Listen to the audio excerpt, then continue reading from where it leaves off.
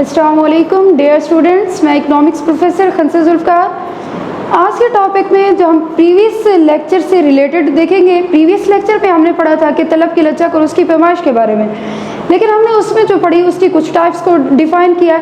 अब हम इसकी बाकी टाइप्स को इस लेक्चर में देखते हैं। तलब की लचक के बारे में मैंने आपको प्रीवियस लेक्चर में भी बताया है कि इसमें यूँ होता है कि तलब में जो हमारी तब्दीली की शरह जो होती है वो हम देखते हैं कि कीमत के किस तरह तब्दील होने से आई है, यानी कि कीमत के कम या ज़्यादा होने से या तलब पर किस तरह से कमी और बेशी आई है।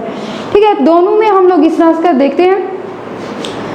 देखिए, इसके पैमाइश का तरीका हमारे इकाई का तरीका हमारा चल रहा था, यह कुल खर्च का तरीका। अब हम जो इसके टाइप को देखेंगे वो है हमारी इकाई से कम तलब की लचक। ये है हमारी टाइप इकाई से कम तलब की लचक। इसमें हम यूँ देखते हैं कि जब शय की कीमत में ज़्यादा तब्दीली आने से तलब में कम तब्दीली हो, शय की कीमत में ज़्यादा शरह से तब्दीली आने से तलब में कम शरह से तब्दीली आए तो इसे हम कहते हैं इकाई से कम तलब की लचक। यानी कि तलब में अगर हमारा इजाफा हो रहा है तो वो हमारी क्या होगी, इकाई से ज़्यादा तलब की लचक होगी।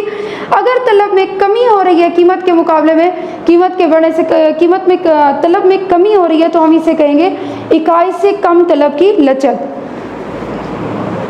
जब शय की कीमत में ज़्यादा शरह से तब्दीली आए लेकिन तलब में तब्दीली कम शरह से आए, इसको हम कहते हैं इकाई से कम तलब की लचक।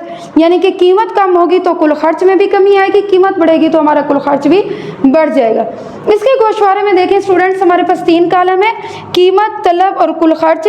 कीमत 2, 4, 8, कीमत क्या हो रही है हमारी, इधर बढ़ रही है, जबकि तलब 5, 4, 3, तलब हमारी क्या हो रही है, डिमांड क्या हो रही है हमारी, कम हो रही है। इसका कुल खर्च को देखें 10, 16, 24।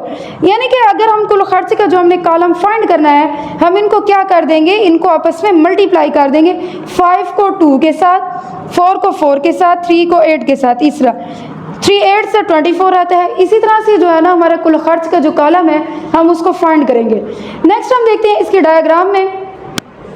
डायग्राम में देखिए स्टूडेंट, हमने एक्स एक्सिस पर इसको मेजर किया है, ये है हमारा एक्स एक्सिस और ये है हमारे पास वाई एक्सिस। वाई एक्सिस पे हमने किसको मेजर किया है, कीमत को, जबकि हमने एक्स एक्सिस पे मेजर किया है तलब को। अब तलब में देखिए हमने इसका गैप रखा 1, 2, 3, 4, 5, 6। इनके जो गैप हैं, ये गैप जो है ना बराबर होने चाहिए। अगर ये बराबर नहीं होंगे तो हमारी डायग्राम जो है वो सही नहीं बनेगी। 1, 2, 3, 4, 5, 6, 7, 8, 9, ये हमने इसको क्या किया, कीमत को मेजरमेंट किया। अब हम देखते हैं, अब हम यूँ देखते हैं कि देखिए कीमत 2 पे हमारे पास तलब क्या है, 5, कीमत हमारे पास क्या है, 2 है। अब हमारे पास तलब क्या है, इस पे 5 है। देखिए ये 5 और कीमत हमारे पास क्या है, 2 है। एक हमारे पास क्या हो गया, पॉइंट ये हो गया। नेक्स्ट वो कहता है 4 पे हमारे पास क्या है, 4, यानी कि कीमत भी 4 है और हमारे पास डिमांड क्या है, वो भी 4 है। देखें ये हमारे पास 4 और ये हमारे पास क्या है, 4, कीमत भी 4 और तलब भी क्या हमारे पास 4 है।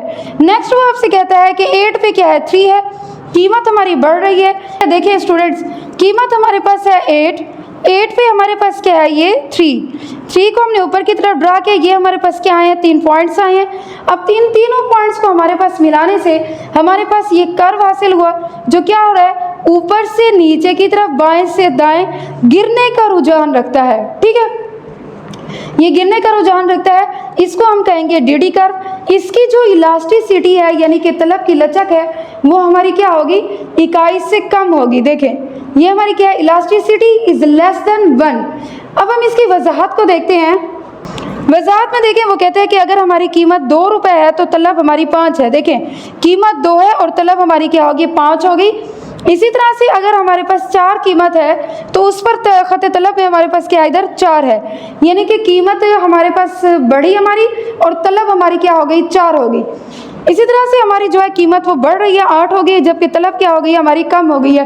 क्योंकि हमने इसमें ये देख रहे हैं कि जो हमारी जो तलब है, डिमांड है, वो हमारी क्या है, इकाई से कम है।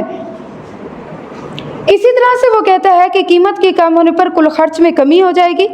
कीमत कम हो रही है तो कुल खर्च भी कम हो रहा है, कीमत बढ़ रहा है तो हमारा कुल खर्च भी बढ़ रहा है। नेक्स्ट हमारे पास जो इसकी टाइप्स हैं, इसकी टाइप्स में हम देखते हैं कि लामहदूद लचक है। लामहदूद महदूद लचक में हम यूँ देखते हैं कि बेटा जब कीमत में मामूली सी तब्दीली हो, जब कीमत में मामूली सी तब्दीली से जो हमारी तलब है वो लामहदूद हद तक बढ़ जाए, कीमत में मामूली लिटिल बिट बहुत ही मामूली सी तब्दीली से हमारी जो तलब है वो लामहदूद हद तक बढ़ जाए, इनफाइनाइट हो जाए, तो उसको हम कहते हैं कि तलब की लामहदूद लचक है। देखें इसके डायग्राम में हम देखते हैं, डायग्राम में देखें स्टूडेंट्स, हमने इसके वाई एक्सिस पे प्राइस को लिया है, कीमत को लिया है, जबकि हमने एक्स एक्सिस पे किसको लिया है, तलब को लिया है। एक्स एक्सिस पे हमने किसको लिया है, तलब को लिया है। देखिए कीमत हमारे पास क्या है, पी है, कीमत हमारी वही है, उसमें थोड़ी सी, जबकि तलब हमारी क्या बढ़ी, कीमत पी पे हमारे पास डिमांड क्या है, तलब क्या है, क्यू है। अब उसी कीमत पे हमारे पास क्या डिमांड क्या होगी, Q1 हो गई। अब उसी कीमत पे हमारी Q2 होगी, Q3 होगी, यानी कि हमारी कीमत तब्दील ना भी हो या उसमें लिटिल बिट भी हमारा इजाफा भी हो रहा है, तो हमारी डिमांड क्या हो रही है, वो बढ़ रही है, Q से Q1, Q1 से Q2, Q2 से Q3, ठीक है। Q3 हो गई है ये। अब Q3 से इसका ये हमें अंदाज़ा हो रहा है, ये जो हमारा कर्व है ये DD कर्व है, और ये DD कर्व जो है हमारा, ये हमारे OX खत के बिल्कुल मतवाजी है, यानी कि इसके सामने है। अब हमारा ये जो कर्व है DD खत तलब है, ये मुकम्मल तौर पर लचकदार होता है, और ये OX खत के क्या होता है, बिल्कुल मतवाजी होता है। कीमत तब्दील ना भी हो, हमारी तलब क्या होती है, तब्दील होती रहती है, वो बढ़ती चली जाती है, जिस तरह से हमने इसको इस डायग्राम में देखा है। नेक्स्ट जो हमारी टाइप है स्टूडेंट वो है सिफर लचक है। सिफर लचक में हम यूँ देखते हैं कि जब शय की कीमत में बहुत बड़ी तब्दीली आने से हमारी जो तलब है उसमें तब्दीली ना हो, ठीक है, यानी कि शय की कीमत में बहुत बड़ी तब्दीली से तलब पहले जितना ही रहे, हम उसको कहेंगे सिफर लचक, यानी कि जिस तरह हमारे एक्स एक्सिस पर कोई अमूदी खत तलब हो। देखें स्टूडेंट्स, हमारे पास है एक्स एक्सिस पर है तलब को मेजरमेंट किया, जबकि वाई एक्सिस पे हमारे पास है, हम यहाँ पर लेते हैं कीमत को,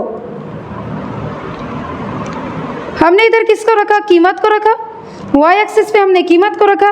अब देखें कि हमारे पास क्या है, तलब हमने क्या कहा, तलब हमारी क्या रहेगी, पहले जितना ही रहेगी, हमारी तलब में क्या होगी, चेंजिंग्स नहीं आएंगी, हमारी तलब में कोई चेंजिंग्स नहीं आ रही, जबकि हमने कहा कि हमारी कीमत में बहुत बड़ी तब्दीली हो जाए। देखिए P है, P पे क्या है, वही क्वांटिटी है, कीमत यानी कि बढ़ती जा रही है, P1 है, P1 पे भी वही हमारी डिमांड है, तलब वही है हमारी, वही एक ही है। नेक्स्ट पे P2 पे भी हमारे पास Q ही है, यानी कि कीमत जो है P से P1 होगी, P2 हो गई, कीमत में इजाफा हो रहा है, जबकि जो हमारी डिमांड है वो वहीं पे ही है, वो पहले जितना ही है, वो फिक्स है, उसमें कोई इजाफा नहीं हो रहा। तो इसको हम कहेंगे जो तलब की लचक है वो हमारी क्या है, सिफर है, यानी कि इलास्टिसिटी हमारी इलास्टिसिटी किसके इक्वल होगी, ज़ीरो के, तलब की लचक हमारी क्या होगी, ज़ीरो के होगी। ये स्टूडेंट्स हमारा आज का लेक्चर था, होप सो आपको समझ में आई होगी। इंशाल्लाह हम नेक्स्ट लेक्चर में मिलेंगे, तब तक के लिए अल्लाह हाफिज़।